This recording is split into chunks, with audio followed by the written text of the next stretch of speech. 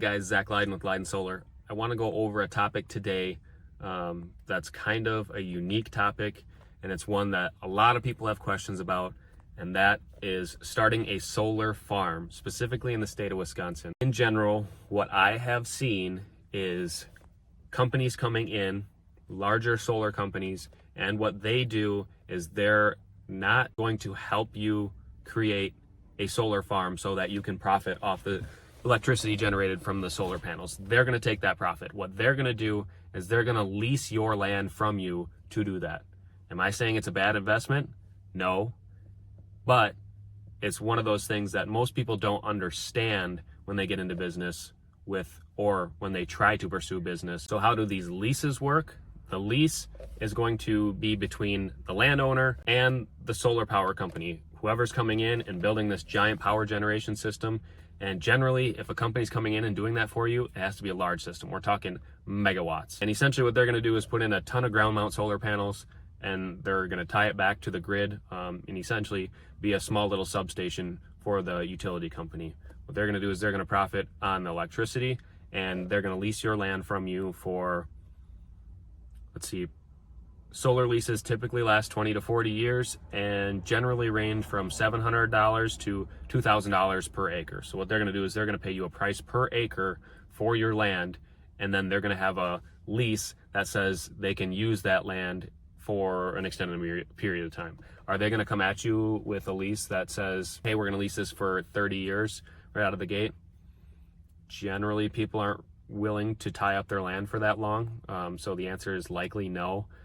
Sometimes they're 10 years, sometimes they're 5 years, option to extend.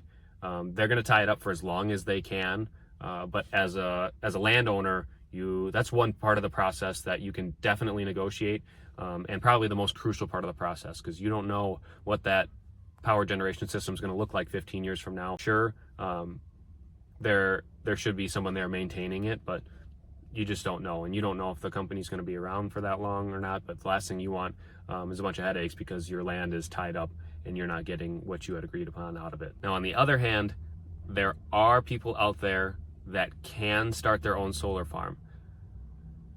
There's a lot of headaches that go into it, but if you got time and money, here's the process right here. One, you have the upfront cost, so you have to be able to afford one of these larger systems, because you're probably not going to get it done. It won't be worthwhile anyway to install these solar panels if you aren't willing to put a large amount in. And a large amount, just for scale purposes, a typical home is 12 to 15 kW.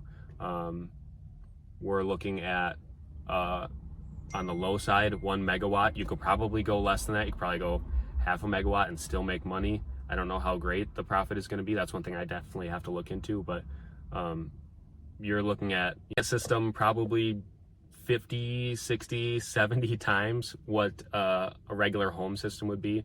Like I said, you might be able to get away with something smaller than that and still make a decent residual income.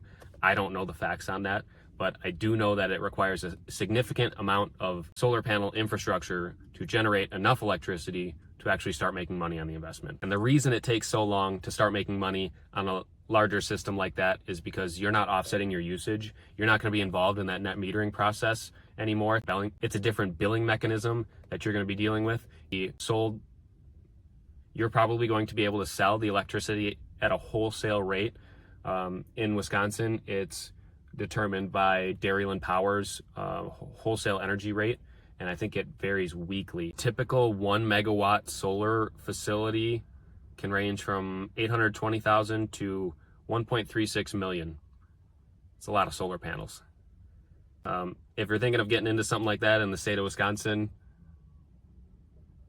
let me know. Maybe we'll be able to install some panels for you. Also, on this article from Landgate that I'm reading, it says negotiating permission to access the interconnection so you can sell electricity to the grid can cost upwards of $30,000 or more. I know it does scale based on the size of your system, that interconnection cost, the interconnection and testing cost. So that's one thing, but then you're also going to have engineering fees.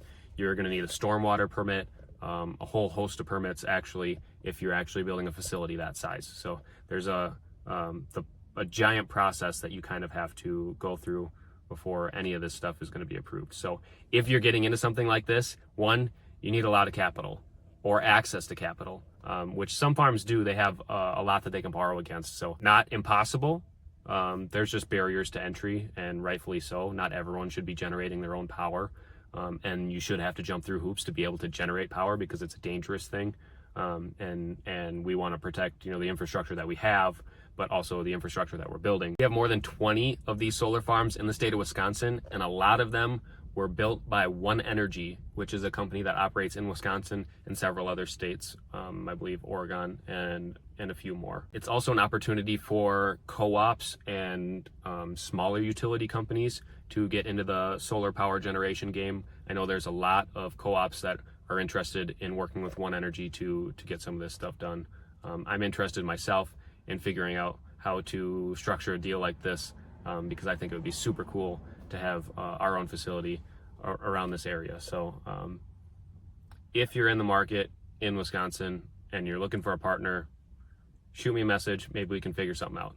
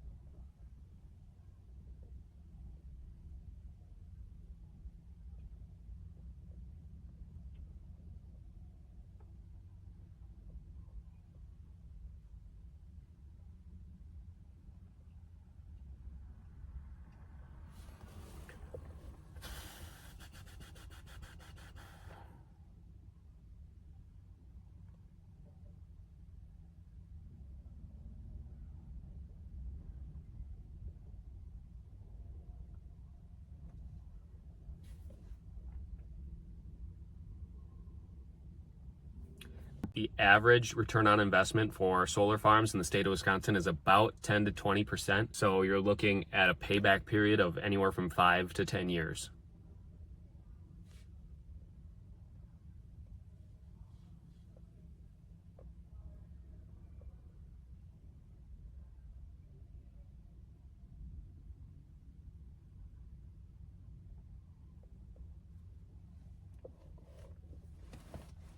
If you're looking to lease your land for a solar farm project, there's a lot of companies out there, and a simple Google search will get you the information that you want. And like I said, One Energy is a big one.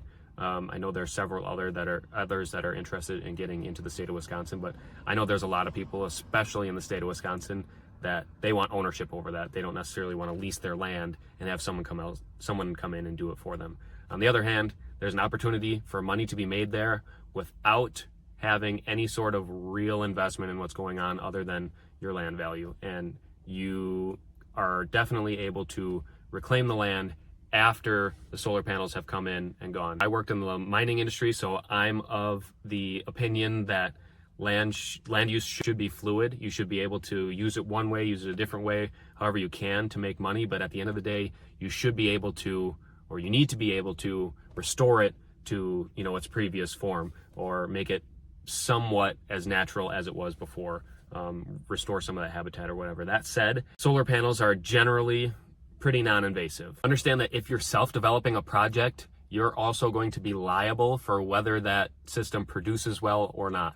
If you're just leasing your land, you don't necessarily have to worry about the profitability of the project. That would be on the contractor. So there's another form of responsibility there that you acquire if you decide that building a solar farm is something you want to do on your own.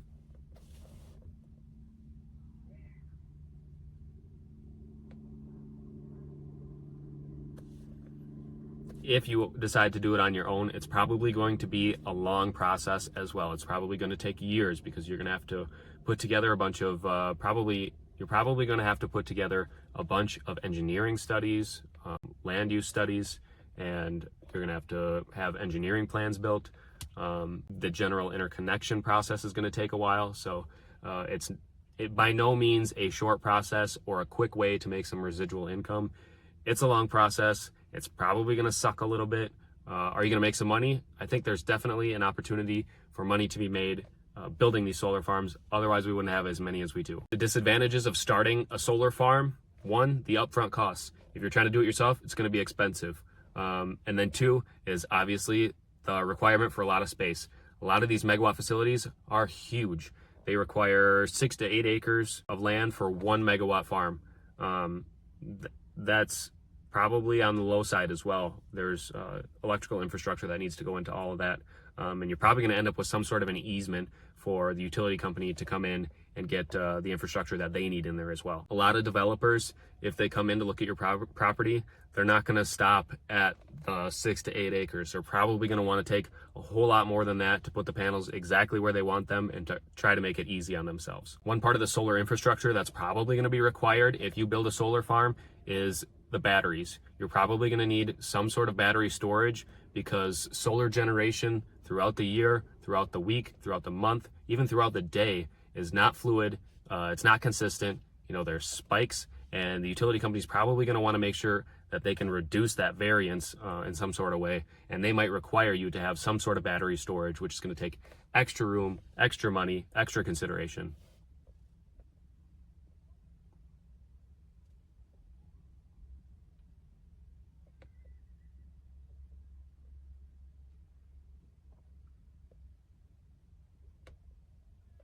So the final question is, are solar farms worth it? I believe they are.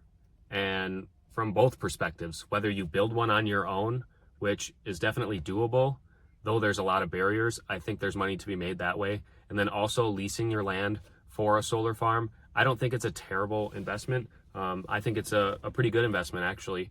And it can take away a lot of the liability in whether the system produces well or not, and the profitability on the back end. I think that leasing is a good option, and I think that building it yourself is also a good option, though it's going to be very expensive. You're probably going to spend up to $1 million doing something like that. But if you're a large farm, a large business, you got a lot of land, you're looking for something to do with it, I think it's a good option and something to consider. If you have more questions on this, reach out to me. I'll do my best to do some research in the meantime.